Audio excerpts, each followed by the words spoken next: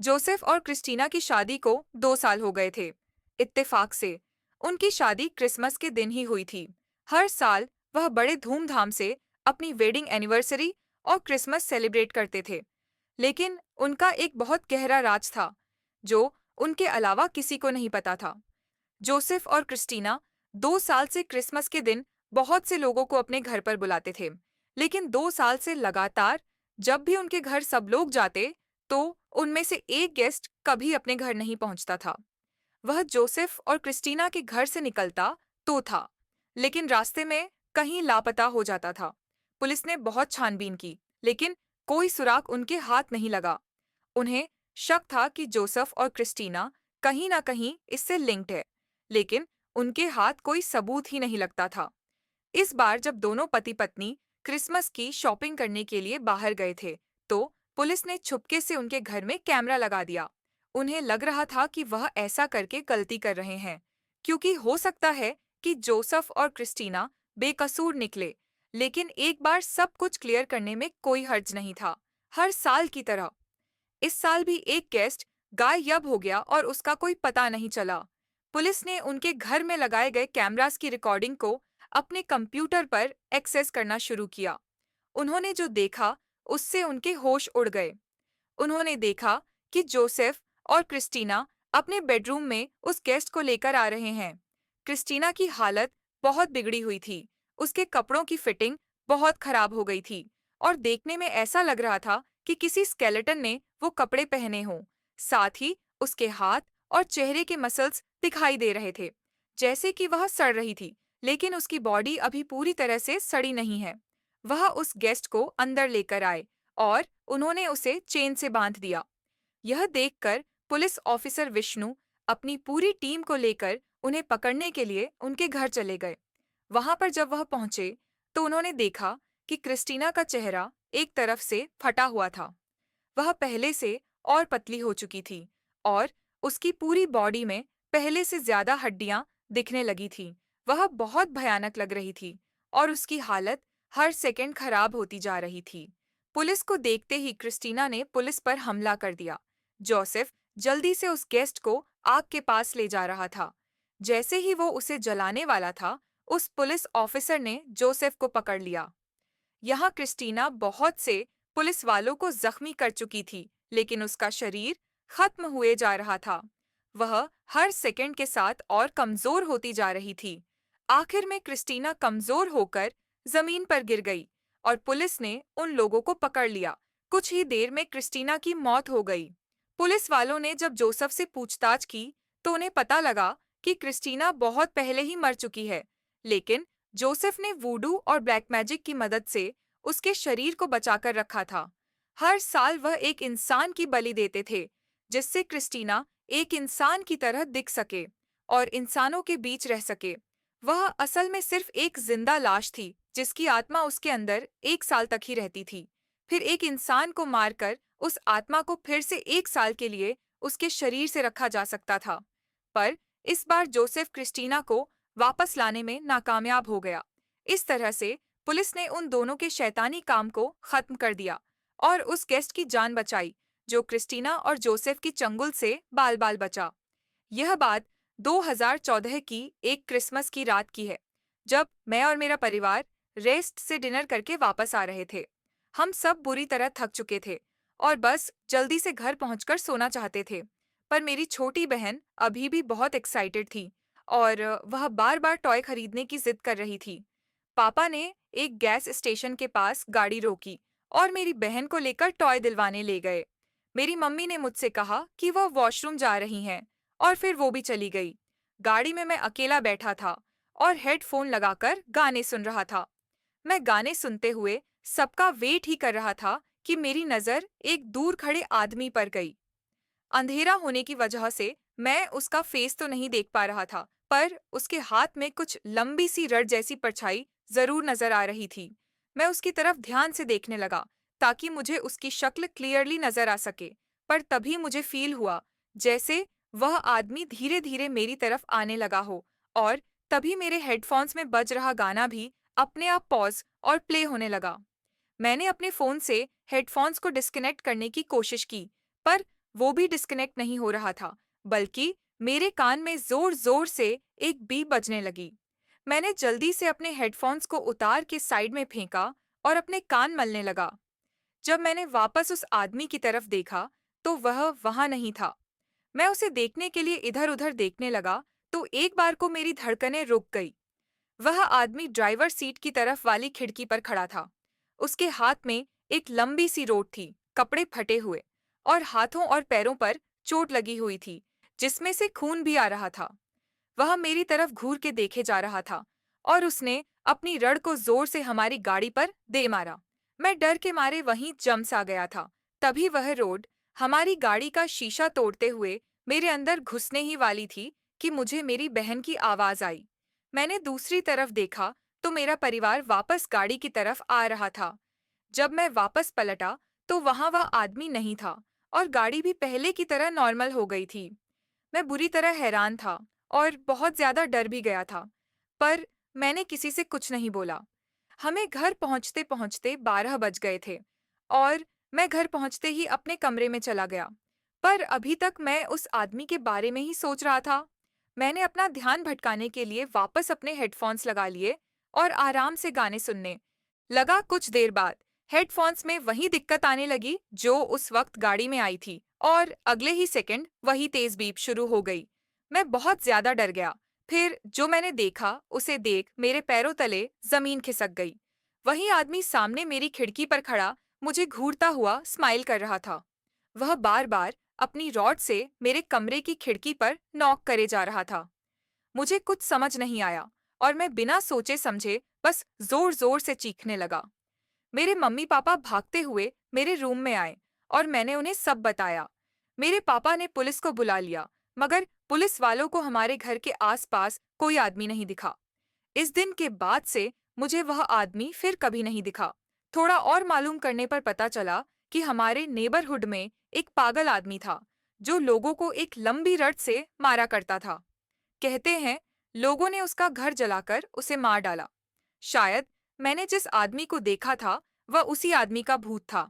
Christmas का festival पूरी दुनिया में सबसे खुशहाल फेस्टिवल माना जाता है। आज के दिन सभी बच्चे सैंटा का इंतजार करते हैं। उन्हें लगता है कि सैंटा आएंगे और उन्हें क्रिसमस प्रेजेंट देंगे। लेकिन अगर ऐसा हो कि सैंटा के गिफ्ट के अंदर एक शैतान छुपा हुआ आपका इंतजार कर रहा हो, तो 24 दिसंबर क्रिसमस ईव की रात ना साल की मैक्स अपने रूम के क्रिसमस ट्री के पास बहुत सारे सॉक्स लटकाकर एक नोट लिखकर सो गई थी। कुछ देर बाद मैक्स के मम्मी पापा उसके रूम में एक प्रेजेंट और कुछ कैंडीज लेकर आए। मैक्स की मम्मी ने सभी सॉक्स को कैंडी से भर दिया और उसके पापा ने उसके क्रिसमस ट्री के नीचे एक गिफ्ट रख दिया। यह सब करके मैक्स के मम्मी पापा दबे पांव मैक्स के कमरे से चले गए। उन्हें अब इंतजार था कि मैक्स जैसे ही सुबह उठेगी वह अपना फेवरेट गिफ्ट देखकर बहुत खुश हो जाएगी। मगर आगे क्या होने वाला था, वह ना ही कभी मैक्स ने और ना ही कभी उसके पेरेंट्स ने सोचा होगा। रात के करीब 3 बजे मैक्स की नींद अचानक ही खुल गई। उसे ऐसा लगा कि जैसे कोई उसके पैरों को बार बार छू रहा हो। मैक्स तुरंत उठकर बैठी, पर जब उसने अपने पैरों के पास देखा तो वहां कुछ भी नहीं था। तभी उसकी नजर क्रिसमस ट्री के नीचे पड़े गिफ्ट पर गई। वह देखकर मैक्स एकदम से बहुत ज्यादा एक्साइटेड हो गई और उसने एक्साइटमेंट में अपना गिफ्ट तभी के तभी खोल लिया। मैक्स ने उस बॉक्स में से एक डॉल निकाली, एक बेहद सुंदर पिंक फ्रॉक पहनी हुई डॉल, जिसके अंदर से एक बहुत अलग सी महक आ रही थी। उस डॉल की गर्दन के नीचे एक बटन भी लगा था। मैक्स ने उस बटन को जैसे ही दबाया तो उस डॉल में से जिंगल बेल गाना बजने लगा। लेकिन गाना चलते ही मैक्स के रूम की लाइट्स अचानक फ्लिकर करने लगी।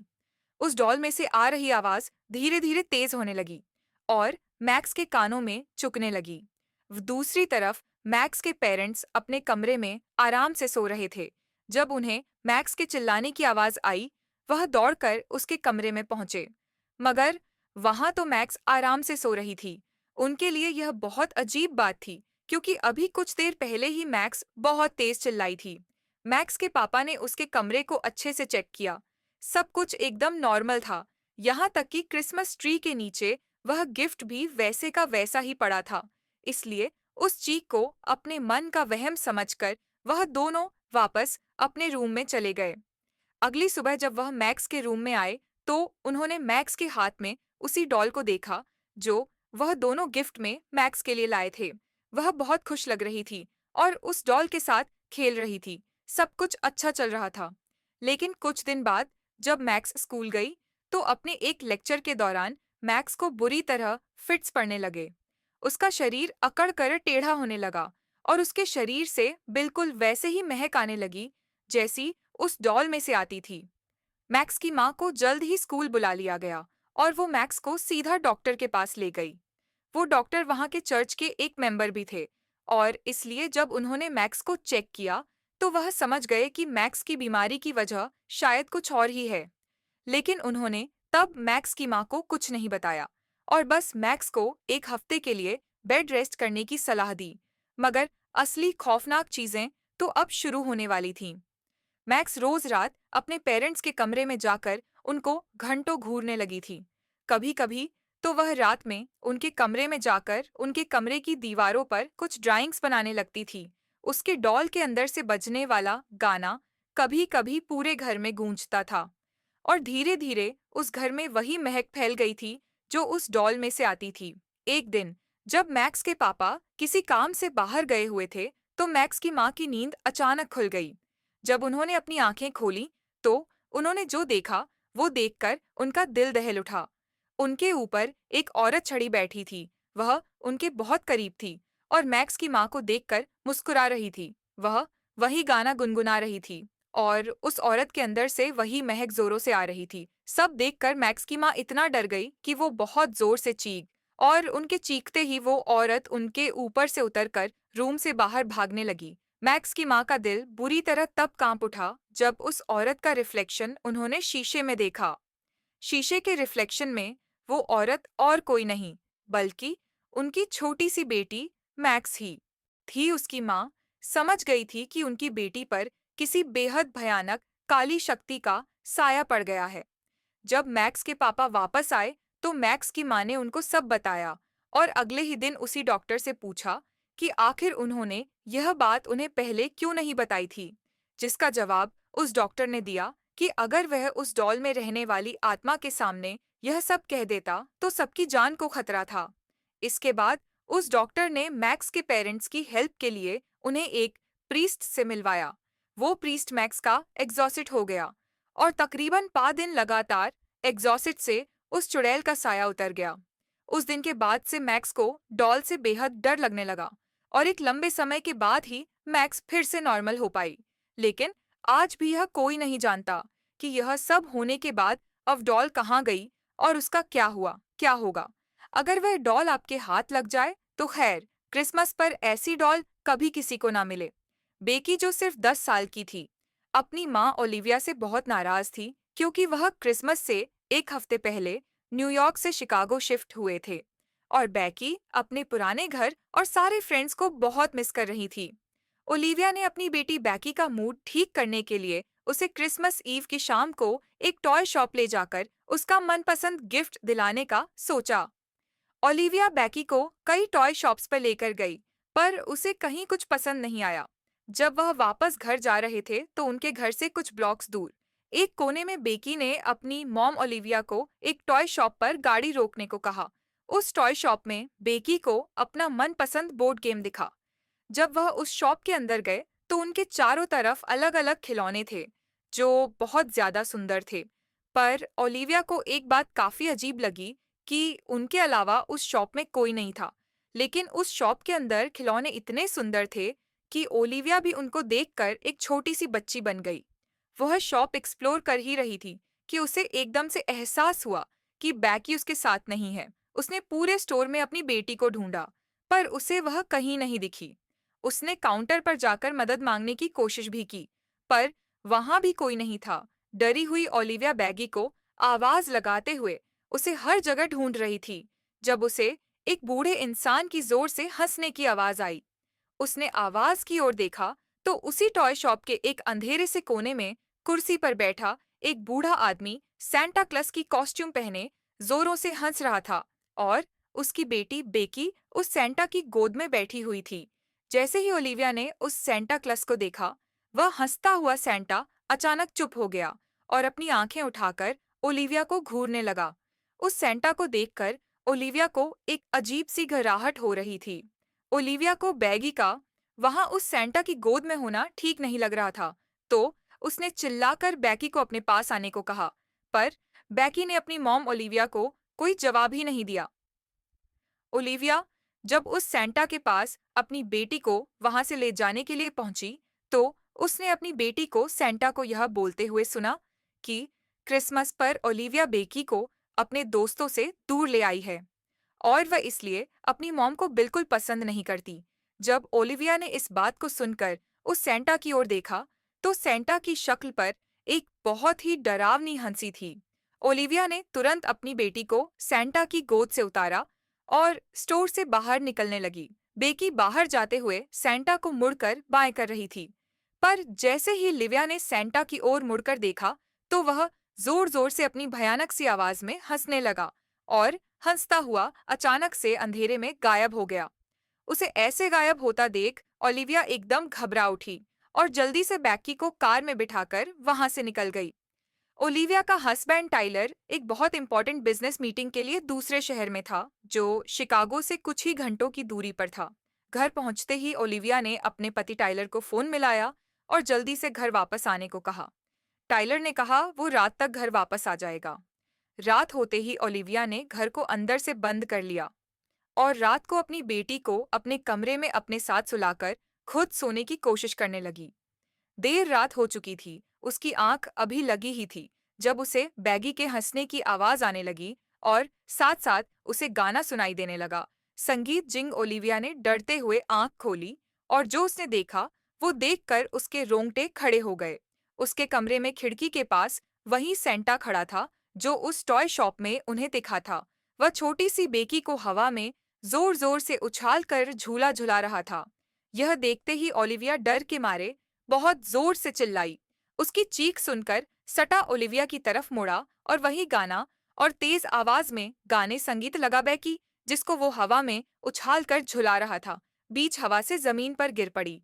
ओलिविया ने बिना कुछ सोचे समझे घायल बैग को वहां से उठाया और उस घर से निकलने के लिए भागने लगी। वह जैसे ही सीढ़ियों से नीचे उतरी, उसने देखा कि वही सेंटा सामने से उसकी तरफ आ रहा है। ऐसा लग रहा था मानो सेंटा का हुलिया बदल गया हो और वह बहुत ही ज्यादा भयानक लग रहा था। ओलिविया ने अपनी डाइनिंग टेबल पर पड़े प्लेट्स और फोक्स उस पर फेंक कर खुद को बचाने की कोशिश भी की, पर वह सब उस सेंटा के आर पार चले गए और उसे कुछ नहीं हुआ। ओलिविया पूरी तरह घबराई हुई थी और अब उसके पास और कोई रास्ता नहीं था, तो उसने अपने घर की विंडो का शीशा तोड़ा और बैकी को लेकर उस खिड़की से कूदकर घर से बाहर भागी। उसने अपनी बेटी को गाड़ी में बिठाया और गाड़ी ऑन की, लेकिन तभी उसे महसूस होने लगा कि कोई उसका गला दबा रहा है। उसकी आंखें जब गाड़ी के रियर व्यू मिरर पर पड़ी, तो वह सेंटा उसके पीछे ही था और उसका गला दबा रहा था। उस सेंटा ने रोती हुई बैकी से कहा कि क्रिसमस उसका प्रेजेंट होगा। उसकी मॉम की लाश ओलिविया को सांस लेने में बहुत तकलीफ होने लगी और धीरे-धीरे उसकी आंखें भी बंद होने लगीं। जब